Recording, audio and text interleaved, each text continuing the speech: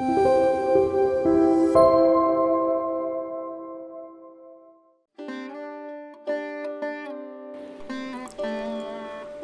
శ్రీ సాయిరామ్. శ్రీ షిరిడి సాయిబాబా జీవిత చరిత్ర పారాయణం chapter 43.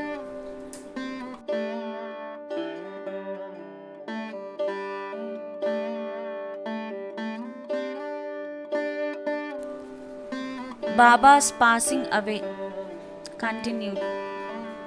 Preparation. Samadhi Mandir, breaking of the brick, 72 hours Samadhi, jokes sannyas, Baba's nectar-like words. Chapters 43 and 44 continue the story of Baba's passing away, and therefore they are taken together.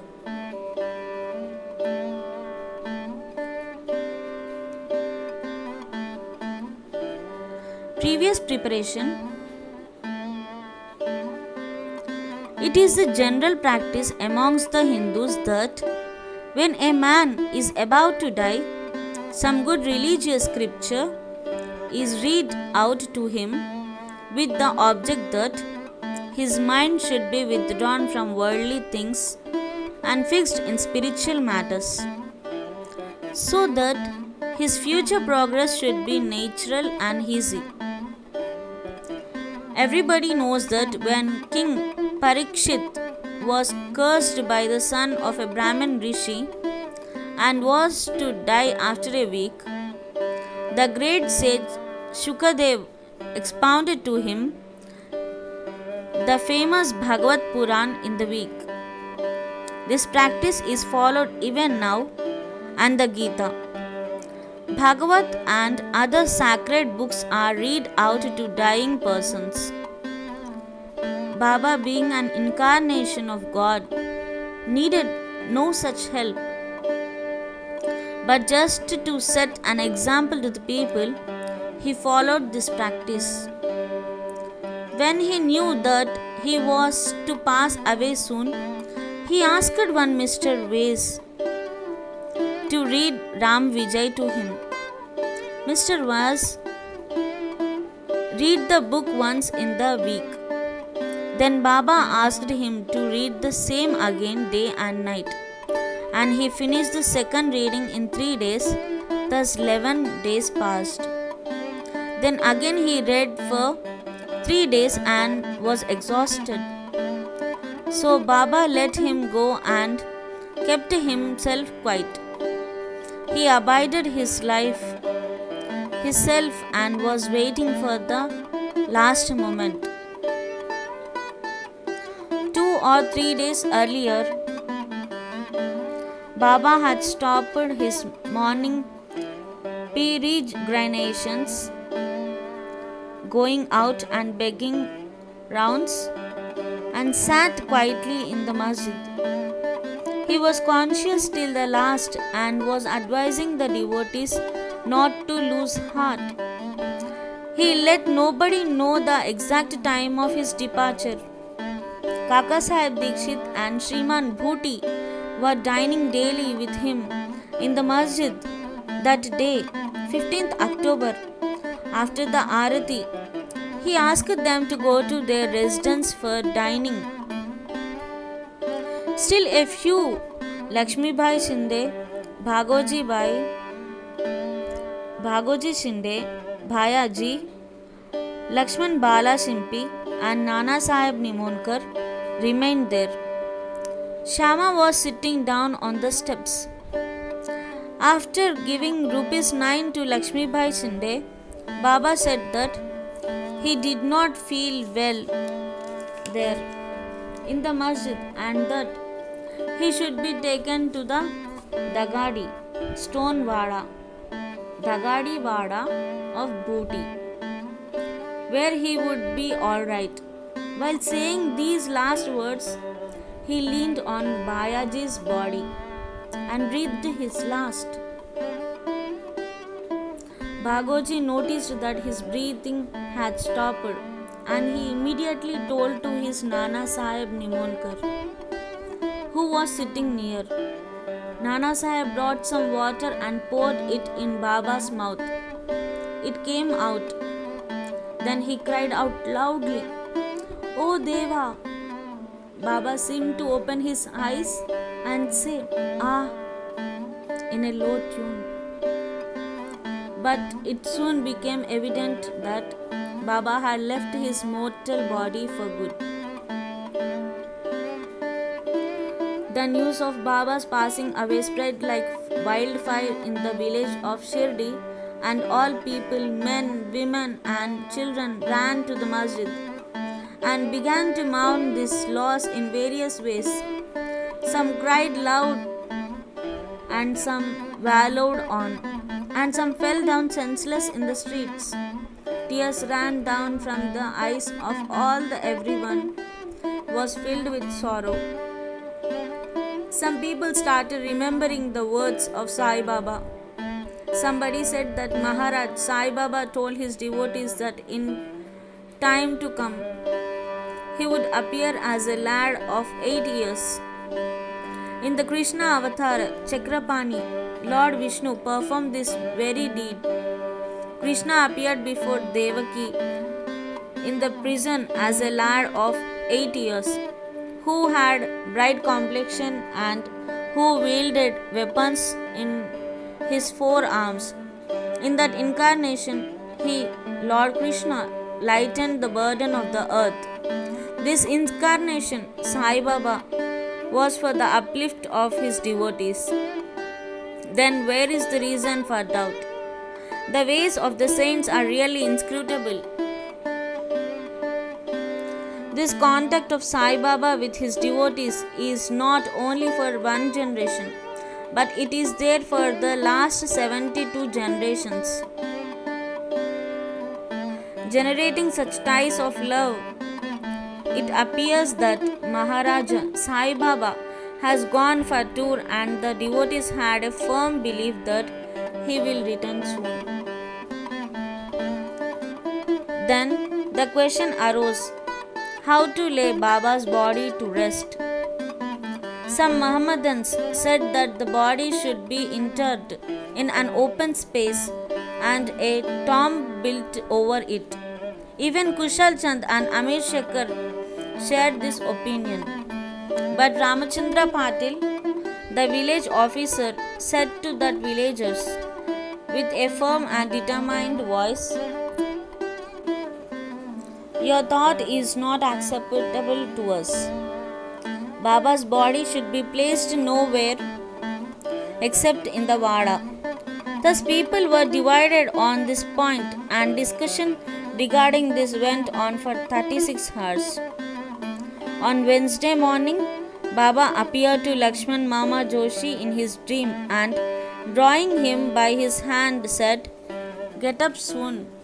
Bapu Sahib thinks that I am dead, and so he won't come. You do the worship and the Kakad Harati, means morning Harati." Lakshman Mama was the village astrologer and the maternal uncle of Shama. He was an orthodox Brahmin and daily worshipped Baba for the first in the morning and then all the village deities. He had full faith in Baba. After the vision, he came with all the puja material and, not minding the protests of the Maulvis, did the puja and the Kakad Harati with all due formalities and went away. Then at noon, Babu Sahib Jog came with all others and went through the noon Arati ceremony as usual. After paying due respect to Baba's words, the people decided to place his body in the Vada and started digging the central portion there. In the evening of Tuesday, the sub-inspector came from Rahata and others turned up from other places, and they all agreed to the proposal.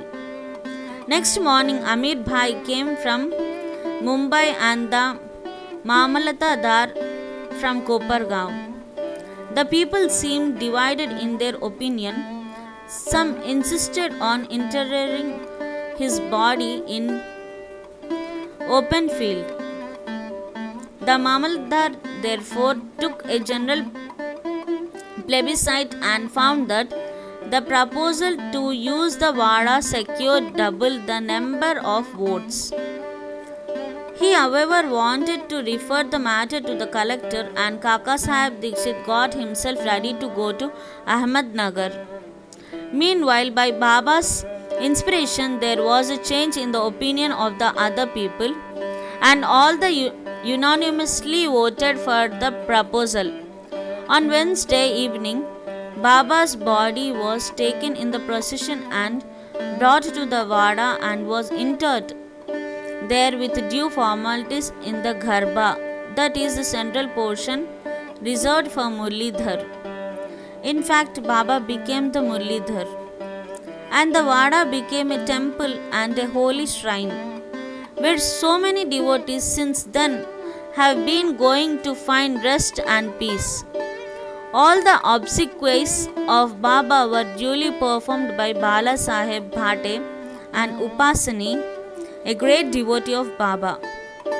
It may be noted here that, and as observed by Professor Narke, Baba's body did not get stiff, though it was exposed for 36 hours, and that all the limbs were elastic, and that his kafani could be taken out without being torn to pieces.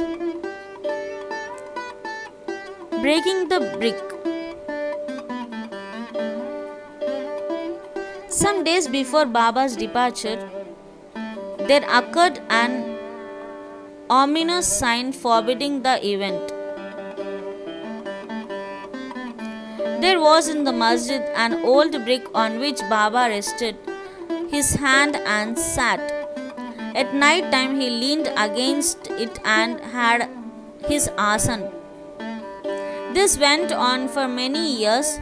One day during Baba's absence, a boy who was sweeping the floor took it up in his hand, and unfortunately it slipped and fell down and got broken into two pieces. When Baba came to know about this, he bemoaned its loss, saying, "It is not the brick, but my fate, that has been broken into two pieces. It was my lifelong companion. With it I always meditated on the self. It was as dear to me as my life. It has left me today." Some may raise here a question. Why should Baba express this sorrow for such an inanimate thing as a brick? To this, Hemad Pant replies that saints incarnate in this world with the express mission of saving the poor helpless people, and when they embody themselves and act with the people, they act like them. That is, outwardly they laugh, play, and cry like all the other people, but inwardly they are wide awake to their duties and mission. 72 Hours Samadhi. 32 years before this, that is in 1886, Baba made an attempt to cross the border line. On a Margashirsha Paurnami, full moon day, Baba suffered from a severe attack of asthma. To get rid of it, Baba decided to take his pran high up and go into Samadhi. He said to Bhagat Malsapati, "Protect my body for 3 days. If I return, it will be all right. If I do not, bury my body in that open land," pointing to it, "and fix 2 flags there as a mark." After saying this, Baba fell down At about 10 p.m., his breathing stopped as well as his pulse. It seemed as if his prana left the body. All the people, including the villagers, came there and wanted to hold an inquest and bury the body in the place pointed by Baba. But Bhat's Mahasapati prevented this. With Baba's body on his lap, he sat full 3 days guarding it. After 3 days passed, Baba showed signs of life at 3 a.m. His breathing commenced, the abdomen began to move. His eyes opened and stretching his limbs. Baba returned to consciousness, life again. From this and other accounts, let the readers consider whether Sai Baba was the 3.5 cubits body that he occupied for some years and that he left thereafter, or he was the self inside. The body composed of 5 elements is perishable and transient, but the self within is the thing, absolute reality, which is more immortal and intransient. This pure being, consciousness or Brahma, the ruler and controller of the senses and mind, is Sai. This pervades all things in the universe and there is no space without it. For fulfilling his mission, he assumed the body, and after it was fulfilled, he threw away the body, the finite aspect, and assumed his infinite aspect. Sai ever lives, as also the previous. Incarnation of God Dattatreya, Sri Narasimha Saraswati of Gangapur. His passing away is only an outward aspect, but in reality he pervades all animate and inanimate things and is their inner controller and ruler. This can be and is even now experienced by many who surrender themselves completely to him and worship him with wholehearted devotion. Though it is not possible for us to see Baba's form now onwards, but if we go to Shirdi, we shall find his beautiful life-like portrait adorning the masjid. This has been drawn by Shamrao Jaikar, a famous artist and well-known devotee of Baba.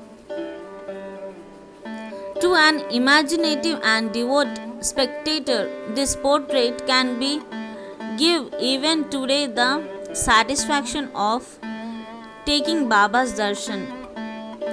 Though Baba has no gross body now, he lives there and everywhere and will affect the welfare of devotees even now, as he was doing before when he was embodied.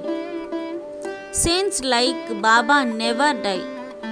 Though they look like men, they are in reality God himself. Bapu Saheb Jog's Sannyas. Hemadpant closes this chapter with the account of Jog's Sannyas.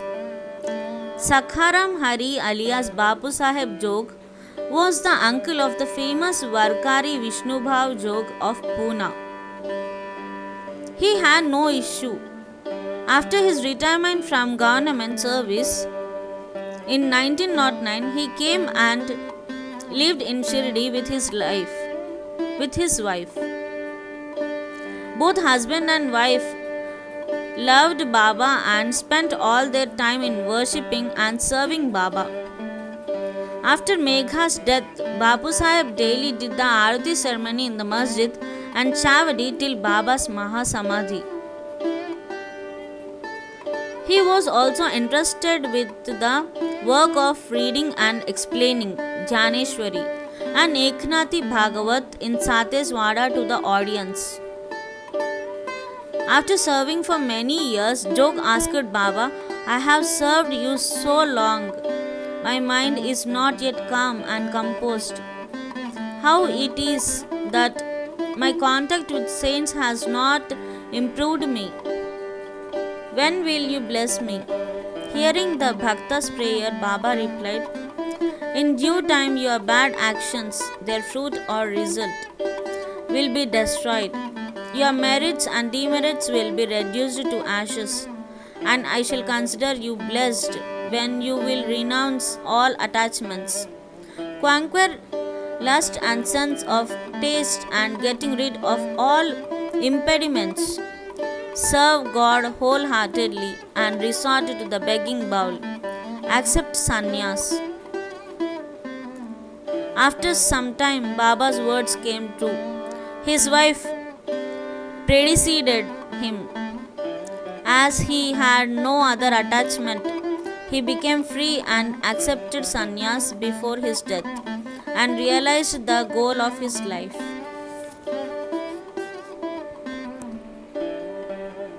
Baba's nectar-like words. The King Baba is very kind and merciful. Said many a time the following sweet words in the masjid.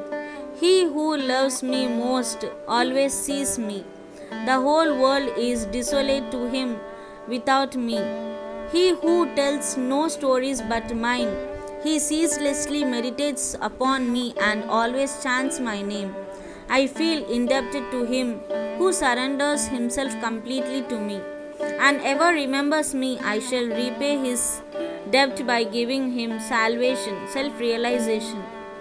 I am dependent on him who thinks and hungers after me and who does not eat anything without first offering it to me. He who thus comes to me becomes one with me, just as a river gets into the sea and becomes merged one with it. So, leaving out pride and egoism and with no trace of them, you should surrender yourself to me, who is seated in your heart.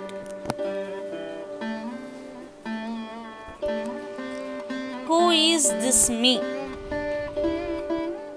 Sai Baba expounded many a time, who is this me or I is. He said, you need not go far in search of me, bearing your name and form. There exists in you as well as in all beings a sense of being or consciousness of existence. That is myself. Knowing this, you see me inside yourself as well as in all beings. If you practice this, you will realize all pervasiveness and thus attain oneness with me. Hemad Pant therefore requests the readers humbly and lovingly that they should love and respect all gods, saints and devotees. Has not Baba often said, he who carps and cavils at others pierces me in the heart and injures me, but he that suffers and endures pleases me most. Baba thus pervades all beings and creatures. He likes nothing but love to all beings. Such nectar, pure auspicious ambrosia, always flowed from Baba's lips. He therefore concludes, those who willingly sing Baba's fame and those who hear the same with devotion, both become one with Sai. Bow to Sri Sai, peace be to all. Om Shri Sai Ram.